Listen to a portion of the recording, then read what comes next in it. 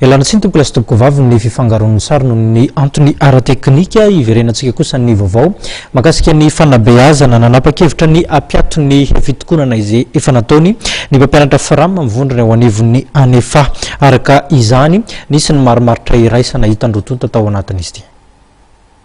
Nisy ny marimaritra iraisana hita teo amin'ny mpampianatra Fram mivondrona ao anivon'ny ANEFFA sy ny ministeran'ny Fanabeazam-pirenena taorian'ny fihaonana teo amin'ny solitenan'ny ANEFFA sy ny mpiara-miasa akaiky amin'ny ministra Fanabeazam-pirenena omaly ariva.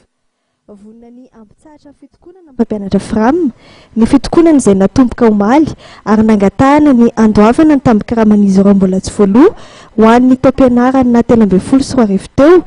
sy ny fandoavana ihany koa ny tambin-karaman'izy ireo tamin'ny fanadina-mpanjakana CEP sy BBC tamin'ny taondasa ary farany dia fangatahana ny fampiarana ny tokony filoham-pirenena amin'ny fandraisana azy ireo mpiasa-mpanjakana. Marimaritra iraisana zany hoe avoaka farazaingina aloha ny recrutement mpampianatra Fram dia azo iteny midina ny avy any amin'ny draine rehetrarehetra sy ny sisiko hijery an-tanana mikasika ny famoahana ny subvention ny mpampianatra Fram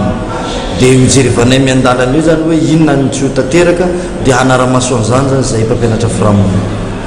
Makasika ny fipetranapetraky ministera amin'ny fandraisana mpampianatra Fram dia nisy ihany koa ny marimaritra iraisana. Io zany fanangatahana fanafana le bac plus 3 hoe io zany tsy atao regny fa ho an'ny olona zay mampianatra any amin'ny lycée zany mety ho tratran'ireny fampiarana an'iny condition iny fa ny EPP zany BBC dia efa azo raisina mpiasa-mpanjakana dia ny limite d'âge zany mbola hodinina satria zay zany tsy nanaiky mihitsy raha tsy ampidirina ny reniotra taona satria efa nisy ny recrutement ho an'ny efa niotra taona dia hojerevana akaiky zany zay lalana mikasika an'izay fa hatreto dia efa mahavelombolo any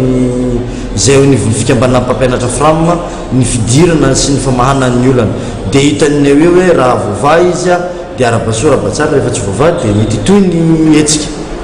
Tsy aivina fa misy ray alina moa nisy ny mpampianatra amin'ny sokajy rehetra izay ho raisina mpiasa-mpanjakana raikitra amin'ity taona ity angatahany mpampianatra Fram nefa ny amaro anisy azy ireo amin'ireo mpampianatra ho raisina satria dia misy eo amin'ny 7 alina izy ireo amin'izao fotoana izao.